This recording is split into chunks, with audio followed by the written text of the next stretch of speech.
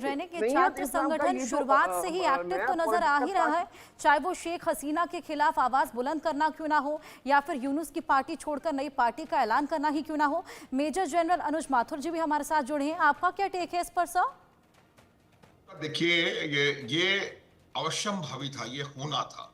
कुछ दिन पहले आप ही के चैनल पे मैंने कहा था कि मोहम्मद यूनुस जो है, आप एक अगर सरकार के, एक देश की सरकार के ऊपर सरकार के सर्वे सर्वा हैं, तो आपका काम है कि उस देश की परिस्थिति, जिस परिस्थिति में आप वहां पर आए, उस पद से बेहतर उसकी परिस्थिति को करके दिखाएं, तब कहीं जाकर के काम बनता, उनका काम बनता है। मोहम्मद यूनुस का क्या हुआ है? देखिए, पीछे मैंने झंडा लगाया हुआ है बांग्लादेश का, जो कि आग के हवाले है। मोहम्मद यूनुस ने एग्जैक्टली यही किया है। उनके आने के बाद से बांग्लादेश में इकोनॉमिक एक्टिविटी लगभग स्टैंड स्टिल पे आ गई है।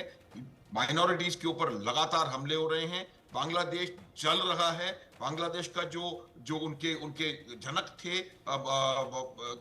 शेख मुजीबुर रहमान, उनके घर को बर्बाद किया जा रहा है। और वहां पर तो ये जिस प्रकार की अराजकता वहां पर फैली हुई है, वो कहीं ना कहीं इन लोगों को भी लग रहा है कि वो बांग्लादेश के हित में नहीं है।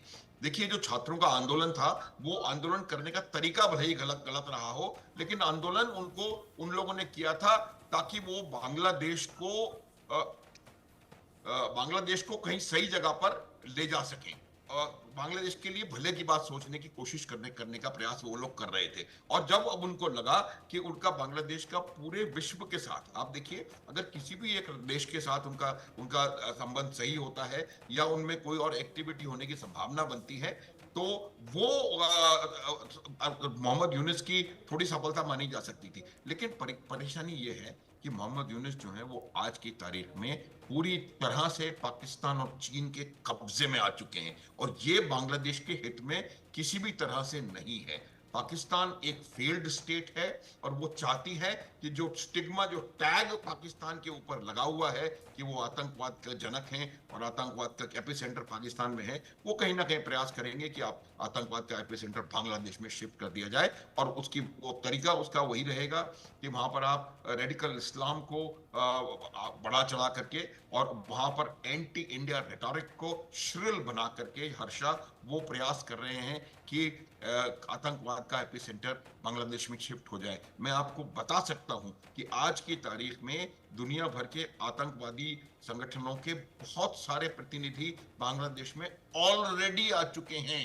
आईसिस है, अलकायदा, जो भी है, मतलब, तो उनके प्रतिनिधि ऑलरेडी आ चुके हैं। और ये जो स्टूडेंट विंग है, उसको कहीं ना कहीं हर्षा लग रहा है कि इससे बांग्लादेश को सिर्फ और सिर्फ नुकसान होने वाला है। ये बात मैं कई दफा बताता हूं। देखिए, बांग्लादेश को और बांग्लादेश के लोगों को ये पता है, और होना चाहिए, और अगर नहीं है तो उनको पता पड़ जाए कि बांग्लादेश एक ऑलमोस्ट इंडिया लॉक्ड कंट्री है। चारों तरफ उसके भारत है। सिर्फ एक 200-250 किलोमीटर का अराकान बॉर्डर है, जो कि आज की तारीख में अराकान आर्मी के पास है। वो भी बांग्लादेश के कुछ हिस्सों पे आ चुकी है। उनसे भी उनको परेशानी है। तो चारों तरफ से जिस देश से आप घिरे हुए हो, उसके साथ पूरी तरह दुश्मनी करके आप किसी भी प्रकार की प्रगति नहीं कर सकते।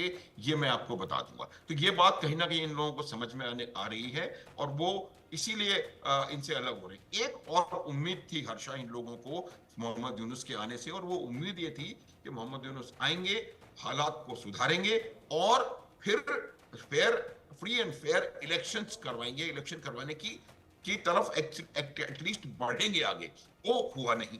जब वो हुआ नहीं, तो फिर इन लोगों को ये लगना लगा, छात्र नेताओं को, कि मोहम्मद यूनुस शायद शी जिनपिंग की तरह या पुतिन की तरह इस प्रकार वो वहां पर एक बहुत बड़े सिंगल लीडर बन के, और बांग्लादेश को बाकी बची कुची जितनी भी उनकी जीवन है उसमें उसको रूल करना चाहते हैं। तो ये कहीं ना कहीं उनको ऐसा लग रहा है। लेकिन मैं फिर बताऊंगा आपको कि इतनी आसानी से वहां पॉलिटिकल सिस्टम रिवाइव हो नहीं सकता। जो वहां की दो मेजर पार्टीज हैं, अवामी लीग और बांग्लादेश नेशनलिस्ट पार्टी, उन दोनों को आपने एक प्रकार से पूरी तरह से दबा करके वहां पर रख दिया है। और एक तो बीच में खबर ये भी आई थी कि मोहम्मद यूनुस स्वयं एक पार्टी बना करके और उसके लीडर बनना चाहते हैं।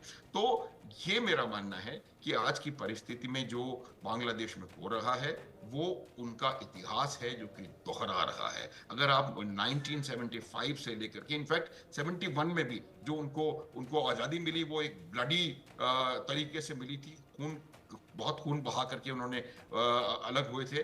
और उसके बाद 75 में 77 में एक सीरीज जो है मिलिट्री और बिल्कुल सर, coups की सीरीज ऑफ हुई। फेलियर्स हमने यहाँ पर देखे हैं। दर्शकों को एक और खबर हम बता दें, आप दोनों ही हमारे साथ बने रहिए। बांग्लादेश को नहीं संभाल पा रहे हैं मोहम्मद यूनुस। बिगड़ती कानून व्यवस्था को लेकर देश में आक्रोश है, गुस्सा है। सिर्फ ढाका में 1.5 महीने के अंदर 35 हत्याएं हुई हैं।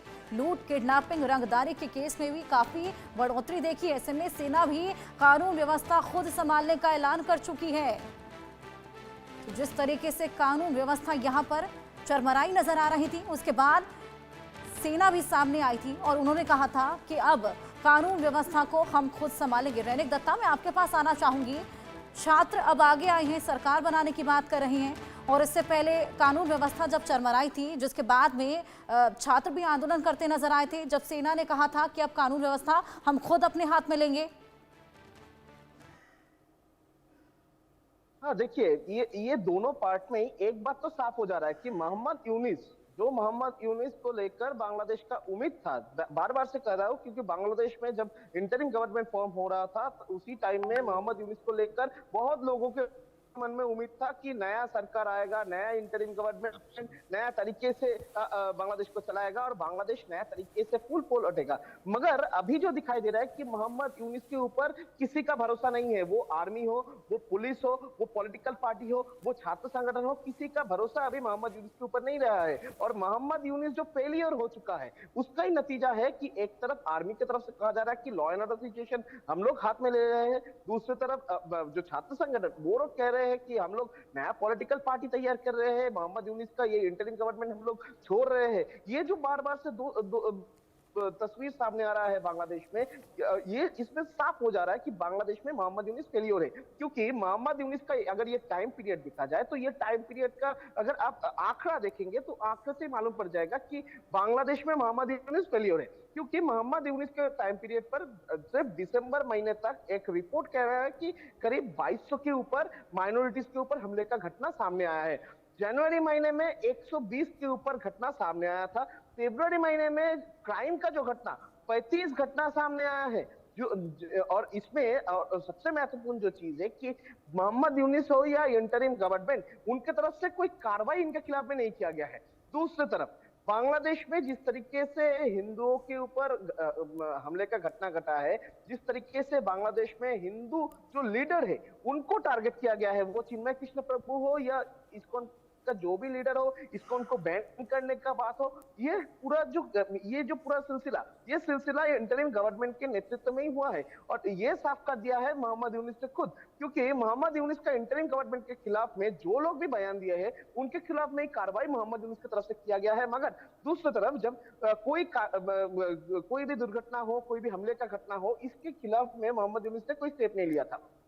ये घटना हुआ और उसके साथ साथ ही अगर देखेंगे तो बांग्लादेश की जो तस्वीर, वो तस्वीर सिर्फ भारत के सामने नहीं, भारत के अलावा और भी देशों के सामने बांग्लादेश का तस्वीर एकदम खराब हो चुका है। वो अमेरिका हो, वो ब्रिटेन हो, क्योंकि अमेरिका की तरफ से जो एड मिलता था बांग्लादेश को, उनको बंद कर दिया गया है। दूसरी तरफ ब्रिटेन के संसद में भी बांग्लादेश का इशू को लेकर मुद्दा उठा था, उनको लेकर भी चर्चा हुआ था। तो बांग्लादेश का ये जो तस्वीर, बांग्लादेश का एक जो अच्छा तस्वीर था, वो तस्वीर पूरा विश्व के सामने खराब हो चुका है, वो भी मोहम्मद यूनिस के नेतृत्व में। और अभी जो दिखाई दे रहा है कि बांग्लादेश अभी पाकिस्तान के हाथ से 1971 में वो लोग उनको छुटकारा मिले थे, नया बांग्लादेश तैयार हुआ था, बांग्लादेश तैयार हुआ था 1971 में, उसी पाकिस्तान के साथ अभी दोस्ती का हाथ बढ़ा रहा है मोहम्मद यूनिस।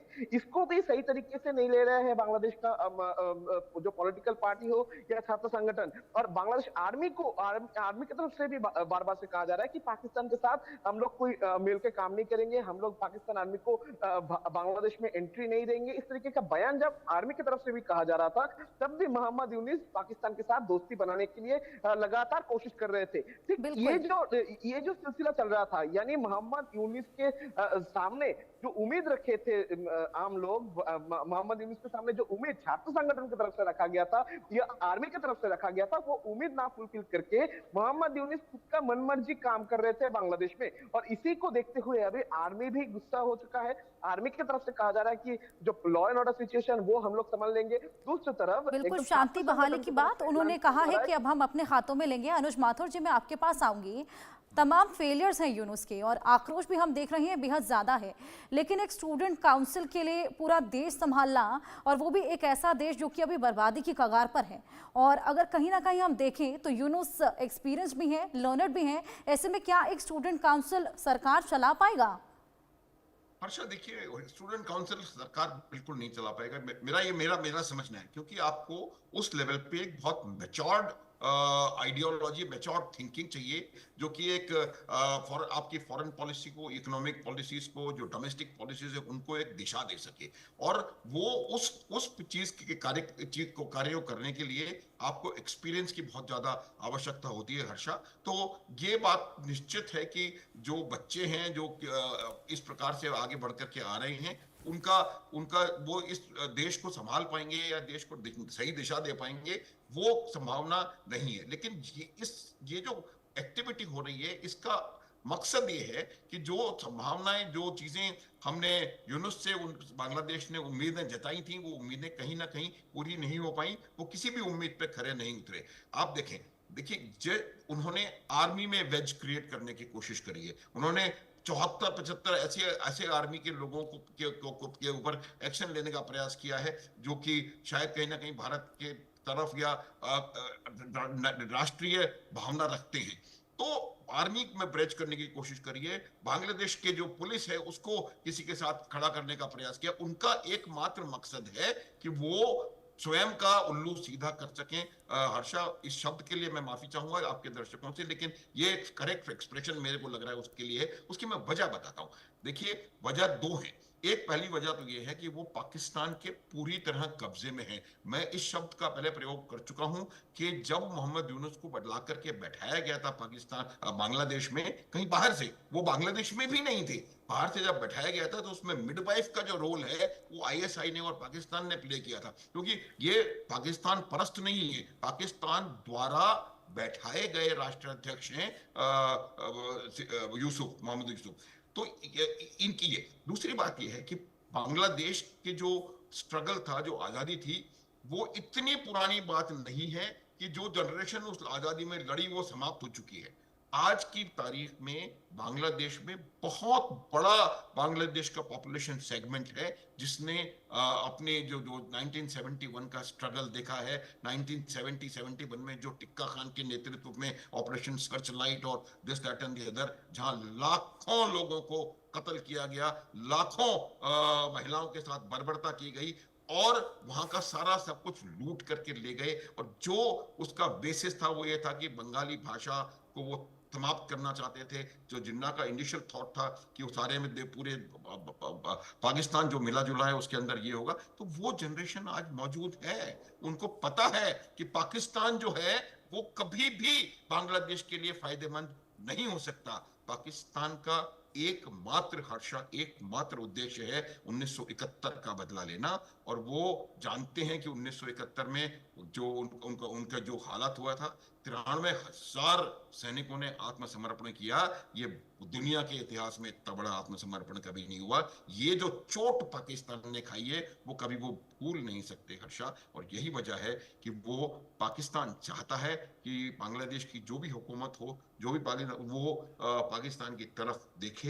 और उसके लिए उसके पास जो हथियार है उसका नाम है जमात इस्लामी। जमात इस्लामी भी आप देखिए कौन है, हर्षा। ये बहुत जरूरी बात है समझने की कि जमात इस्लामी कौन है। जमात इस्लामी वो लोग हैं जिन लोगों ने 71 की लड़ाई में बांग्लादेश के मुक्ति बाहिनी के और इंडियन आर्मी के खिलाफ लड़ाई लड़ी थी। ये उस समय भी पाकिस्तान के साथ थे और ये पाकिस्तान के उस चीज के रेमिनेंट्स हैं जो आज जमात इस्लामी एक पार्टी के रूप में उभर के आ रहे हैं और वो पाकिस्तान का हथियार है और उसके मार्फत पाकिस्तान ये चाह रहा है कि बांग्लादेश में एक पूरी तरह से उनके कब्जे वाली हुकूमत हो और बिल्कुल इसीलिए आप अनुज देखेंगे माथुर जी, कि अब देखना होगा ये जो ऐलान यहाँ पर किया गया है आखिर ये कैसा साबित होता है। बहुत शुक्रिया आपका और रैनिक आपका हमारे साथ जुड़ने के लिए और तमाम जानकारी हमारे साथ साझा करने के लिए।